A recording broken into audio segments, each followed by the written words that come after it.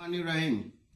আজ আমি মোহাম্মদ জুলফিকার আলী বিএনপির জনসভায় একটি রাজনীতি দলের গঠনমূলক সমালোচনা করার সময় তাদের নৈতিকতা বুঝাতে গিয়ে আমি বলেছি ওই দলের মানুষ পবিত্র কোরআন শরীফ পড়ে আবার ভাওতাবাজিও করে।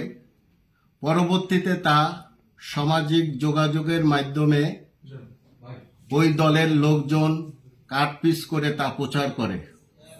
প্রিয় মুসলিম ধর্মপ্রাণ ভাইরা মানুষরা, আমি একজন হাজি মানুষ। আমি কয়েকবার হজ ওমরা করেছি। ইসলাম আমার ধ্যান, ইসলাম আমার প্রাণ।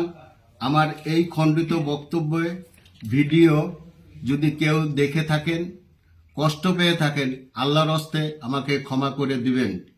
কিন্তু আমি কথাও বলেছি, এদেশে যদি ইসলাম এবং কোরআনের আইন চালু হয়, এতে আমি এবং আমার সকলের সমর্থন করব।